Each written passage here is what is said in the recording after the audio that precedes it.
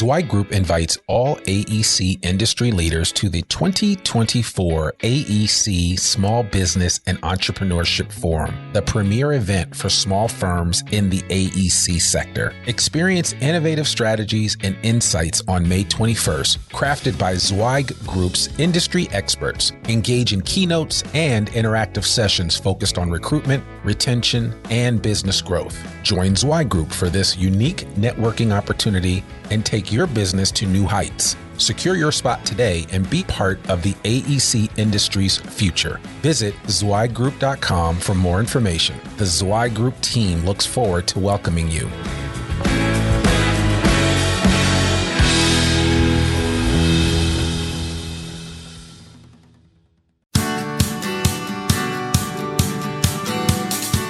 Welcome to the Zweig Letter Podcast, putting architectural, engineering, planning, and environmental consulting experts straight talk in your ear.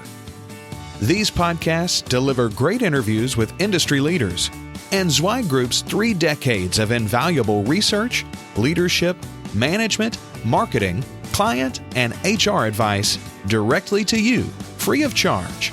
The Zweig Letter Podcasts let you develop personally and professionally, wherever you are.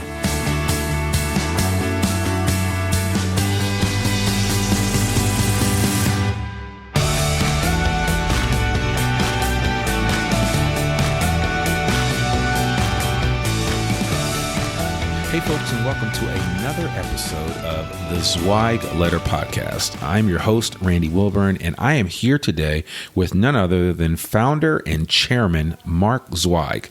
Mark, how you doing today? I'm pretty good for an old guy. You always say that, but this old guy is running 2 Inc. 500, 5,000 firms. So I think you're doing better than pretty good. So listen, you know, recently we've kind of changed the format of the Zweig Letter Podcast, and today we're focusing on what we do. What we'd like to do is look at what Mark writes about, because he writes a column every week. And if you haven't had a chance, you need to check out the Zweig Letter.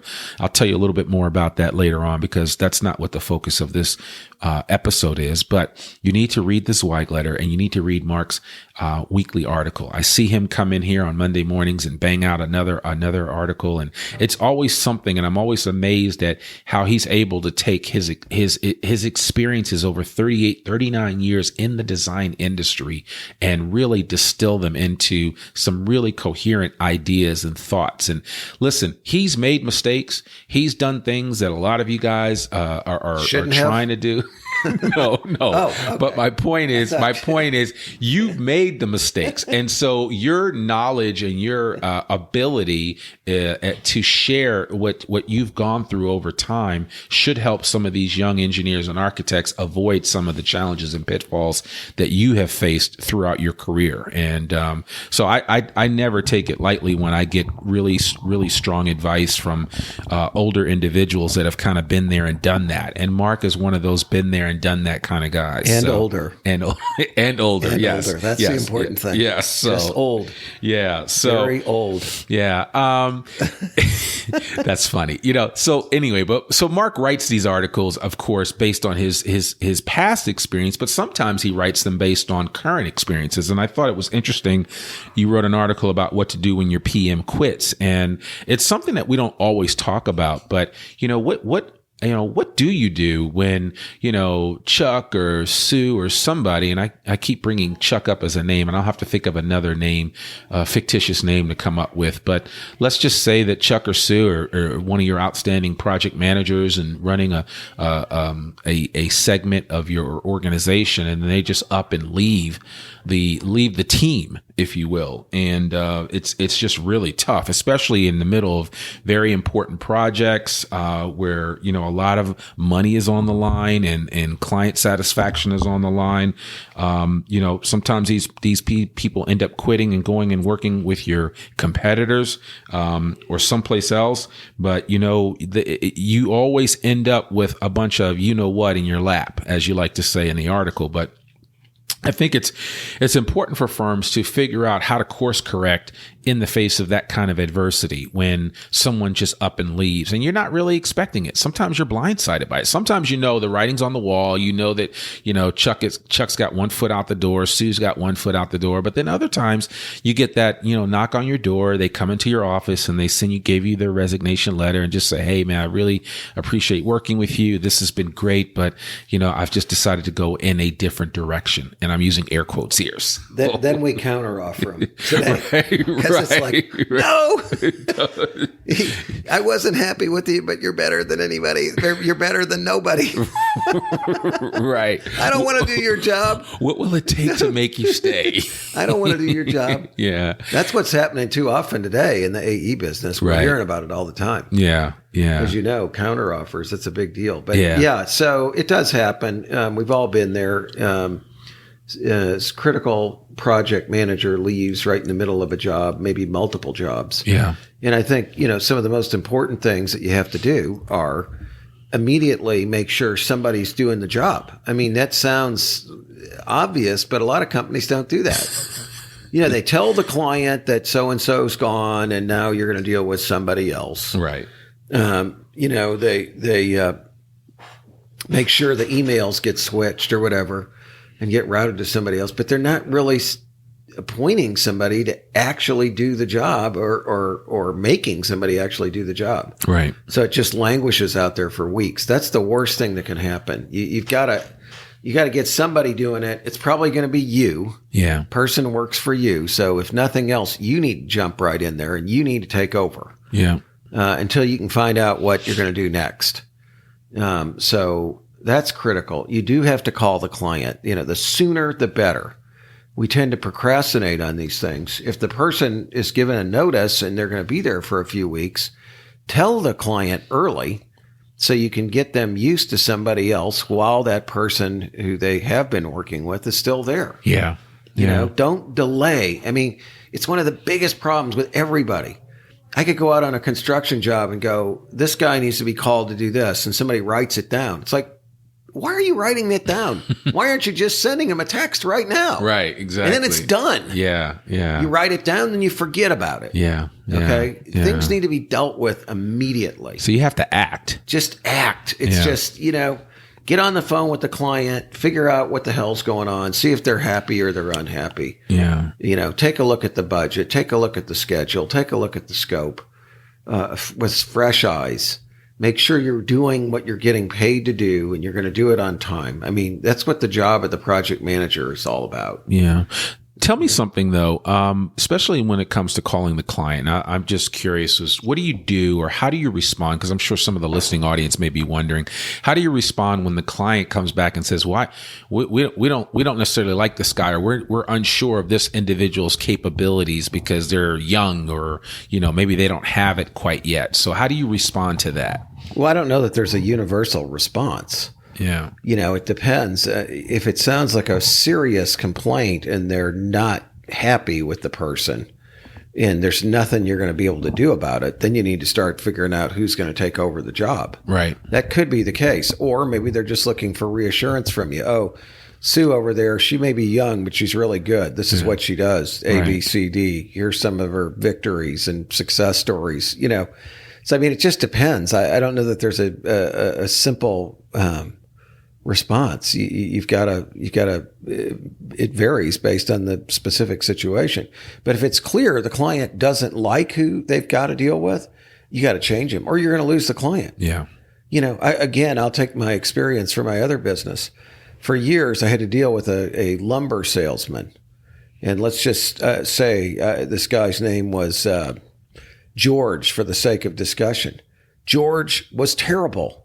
He did everything wrong. He lied to us repeatedly about materials that were ordered and when they'd be there. He lied about stuff that had been delivered that hadn't been delivered. He just was he forgot to order things. He just was bad. Yeah. And so I talked to the manager on 3 different occasions about how unhappy I was with this guy. Not once did he ever say, "I'll give you somebody else." Instead, he just defended the guy. And it's like, so you know what happened eventually? You left. I got rid of that company. I don't deal with them at all anymore. I was probably their biggest customer in the mid 2000s. Really? Yeah. During the recession, like 2007 and 8. Mm-hmm. And we're done with them, because they wouldn't listen and change the person we had to deal with. So I think you have to do that sometimes. It's just the way it is. Not everybody's going to work well with everybody else. Maybe they're a good person, but it's just a bad pairing. Yeah. Yeah. Well, I mean, that certainly is, some firms are tone deaf when it comes to that. They just they don't listen. They don't hear the client at all. And you cannot be that firm that is not open to client suggestions, of course, within reason. And certainly if you guys are part of the problem, you need to correct it quickly. Yep. So it goes without saying. Talk about gathering the importance of kind of bringing the internal team together, because I think this is certainly not done enough, right? People keep operating in a vacuum and not knowing what's going on, even after the fact. Yeah, you got to bring everybody together. Let them know the world's not coming to an end just because George is leaving or whatever. In life, it's going to be fine. You've got a plan. You're going to take over in the short term to make sure everything continues to go smoothly. Yep. Things will be better, not worse. We're not in a crisis. I mean, that's the job of the leader, I think, is, you've got to get everybody all calmed down and redirected. And I think sometimes when somebody like that leaves, then other people think, well, gee, should I leave? So-and-so was a smart person. Why are they leaving? Maybe I should consider leaving. Yeah. You got to sell the company and the benefits of being there and why it's a good place and why, I'm not beyond stating why I think George is making a mistake if I do, but I'm not going to trash George either, because that really makes the company look bad. And so, I think when I was younger, I would tend to do that. Today, I don't. It's just not worth it. And so, you've got to get people and sort of alleviate their fears and make sure, too, that they're doing their job. I mean, it's just, that's why I said the subs, too, we got to talk with them. We can't just let them be floundering out there, not knowing who they're dealing with. Now, everybody's got to be talked to. Everybody's got to be convinced that the world's not coming to an end related to this job, and things are going to go fine. Okay. And then you also mentioned kind of the importance of building a new project schedule. Is that a regular thing, or is it just depend on the state of the current situation? Yeah, it does. It depends on the state of the current situation, but frequently that's been my experience. Right. That, sometimes project managers leave because they're not doing a good job. Right, right. And they can see that things are really going off course. Yeah. So they jump ship, basically. Yeah, they just get the hell out of there, Yeah. And so, that's why I say, you may need to take a look at the schedule in particular. Okay. Make sure that things have gotten done that should have been gotten done. And if there are any delays that need to be recognized and the schedule's got to be adjusted accordingly, you got to deal with it now. Don't wait till later. Yeah. The sooner you can do this and inform your client that you're not going to be done when they think you are, the better off you're going to be. Right. Okay. And then or maybe you can head it off at the pass. That's the other thing. Yeah. And maybe then there's a way to get it back. You mentioned, I'm sorry, I didn't mean to interrupt. That's all right. You mentioned that the final thing is that you said start doing a weekly job status report if one isn't being done currently. And I'm just curious, based on your experience with talking with a lot of firms, more than most of us have ever talked to, how often do you see these firms providing weekly job status reports? Not that often.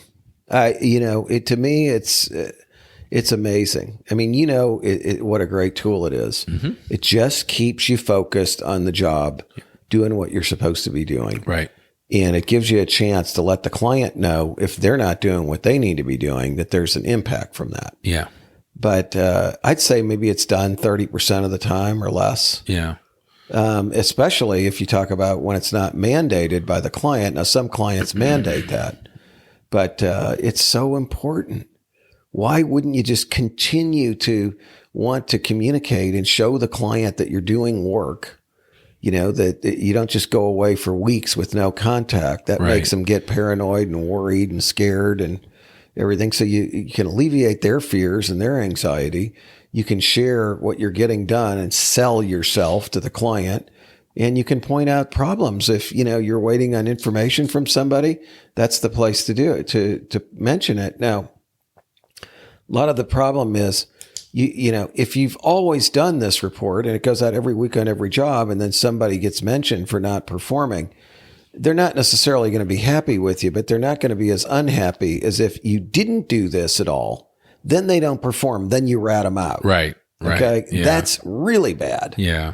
Because you're just ratting them out. That's the whole purpose of what you're doing. Yeah. This is just incidental. Here's all the things. Here's what we're waiting on from you. Bob Johnson still hasn't given us the base maps we need or whatever. Yeah. And it's, that's why you do it. So there's a lot of reasons to do it, and it just keeps everybody thinking internally. What are we supposed to be doing here? What's the schedule? What do we need to do to keep that on track? It's easy to let that go. Yeah. It's easy to not do it unless the client forces you to do it. You're busy, whatever, but that's your job as a project manager. Yeah. So, wow, that's amazing. So in your estimation, you think 70% of the firms out there are not doing this. It's more of, they're taking more of a don't ask, don't tell policy on things. I might be even too kind in that. Really? It could be significantly less. That's been the hallmark of what we've done here at Zweig Group. I know, remember when I first started, it was like, well, we've got to put together a weekly report. And I was like, what is that for? He's like, we give that to the client every week to let them know where things stand. And it's great because internally it tells you too. If you're the PIC on the job and you're not involved in every little decision, then you see what's going on. What's happening. You can see the client reaction. Yeah. To things like, things are going great. Things are going sucky, whatever. It's all there. It's great. It's just a great tool. Yeah. Well, well, there you have it, folks. That's some simple feedback and advice from a man that has seen his share of PMs quit and people leave and counsel and coach clients that have lost really valuable pieces of an organization. And so, just want to kind of go over what we discussed, and just so it will be helpful for you is, the first thing that you should think about doing is obviously just jumping right in, acting and getting some things done when you lose an important team member like a leader of a project. You want to make sure you get in touch with the client. Gather your internal team together and, spin the information in a positive manner so that everybody understands exactly what's happening and, why you're doing what you're doing and the decisions that you're making to move the process forward with the client as well as internally with the organization. Make sure you get out there and contact every one of your sub-consultants. Let them know what's happening. Listen, when you lose a PM, this is not the time to, circle the wagons and be a non-communicative. You've got to open up your mouth and share exactly what's going on and let everybody in the chain of command and in the system know exactly what's happening so that they see that, okay, well, there's something being done here and that we're even though Sarah's gone, Chuck's gone, whomever, we're okay and we're moving forward. If you have to, you can build a new project schedule. And finally, make sure you're doing a weekly job status report. You guys heard Mark mention that he thinks less than 30% of firms in the design space are doing weekly reports to their clients. And, it's astounding to hear that number. And, for some people, it seems like a simple practice, but, it's not done on a regular basis. So certainly want to encourage you to kind of think about those things. And hopefully these are some of the tips that will help you out when you have to deal with losing a valuable member of your team. And sometimes it's addition by subtraction. All right. I mean, some people leave your organization and you actually can benefit from that and allows other individuals that have kind of been hitting a proverbial ceiling to kind of break through and shine in their own way. So a lot of good things can come of it. The only bad thing is inaction. So really want to encourage you to be thinking about that as you move forward. And certainly none of us hope that you lose any valuable team members, but from time to time, it does happen. Every healthy organization experiences it. So we hope that helps. And we want to thank you again for listening to another episode of the Zweig Letter podcast. I thank Mark for joining us. He makes himself available from time to time for us to steal a few minutes to sit down and talk about some of his ideas and what he's experienced over 38, 39, 40 years of time in the design industry. So we're really excited to always hear what he has to say, and that's why his name is on the title of the podcast. It's the Zweig Letter Podcast with Mark Zweig. And so anyway, we're excited for what's happening in the near future. I keep mentioning that 2018 is going to be a banner year. We've got some great people, some great guests coming on. I've got some people that I don't even want to announce now because they're going to be game changers in terms of the information that they provide. They're so big. We don't want to have people lined up outside to see them. Exactly. Yeah, no, but it's going to be a lot of fun. But 2018 is really going to be a difference maker. And we want to hear from you, the listener. We know that you guys are listening to this out on a run or on a treadmill or on your way to work or going to visit a client. And we really appreciate the time that you take to put us between your ears and listen to us. And so we don't take that, we take it kindly, rather, that you would take time out of your day, your busy schedule, to listen to what we have to say. And we really appreciate you, the listening audience. So we want to continue to bring you the best and brightest minds that the design industry has to offer. And I'm just sitting across the table from one of the brightest minds, and he's like my Yoda. So I enjoy being around him, and it's always a lot of fun to hear what he has to say. And I'm glad I can share him with you guys. So, but that's all we have for this episode. And I just want to remind you, the Zweig Letter is available free. Visit zweiggroup.com, click on the Zweig Letter icon at the top of the page. And right there, all you need to do is give us your email address, and before you know it, right in your email inbox will come a digital copy of the Zweig Letter every week, fresh, hot off the presses on Monday morning. You can hear the latest ideas that Mark is talking about. Even some of the articles that we'll feature here on the podcast are there in the Zweig Letter. So really want to encourage you to take part in that. Share that with your friends. If you are in a company and everybody wants to get a copy of the Zweig Letter, you can be the big man or big woman on campus and just say, hey, you know what? Everybody gets a copy. And all you need to do is contact us, and we'll get all of your company information, the email addresses for everybody on the team, and they'll all get a copy of the Zweig Letter. It's that easy. And especially the best part about it is that it's absolutely free. So really want to encourage you to do that. And again, we thank you so much for listening. If you're listening to us on iTunes, SoundCloud, Stitcher, Google Play, wherever you're listening to us, we would appreciate a review. Give us an honest review of this podcast and what you think about the format, what you think about the content. We'd love to hear from you. We want to constantly improve ourselves, and we can't do that without honest feedback. So I hear from people all the time on LinkedIn, via email. So feel free to reach out at any time. If there's something that you'd like to hear us talk about, let us know. But remember, we're always here to answer any questions that you might have. And certainly we're not like one of these big podcasts where you could never physically talk to the people presenting. You can always reach us. So we're here to help you any way that we can. And we want to thank you again for taking time to listen to what we have to share. Remember, sharing is caring. So if you can, share this with a friend because we think they will definitely benefit from it just like you are. I'm Randy Wilburn, and I've been with Mark Zweig today, and you've been listening to the Zweig Letter Podcast. We exist to make you more successful. Bye for now. Thanks for tuning in to this Zweig Letter Podcast episode. If you want more wisdom and inspiration, in addition to information about M&A, strategic planning, HR, and marketing your firm, subscribe now to the digital version of the Zweig Letter free of charge.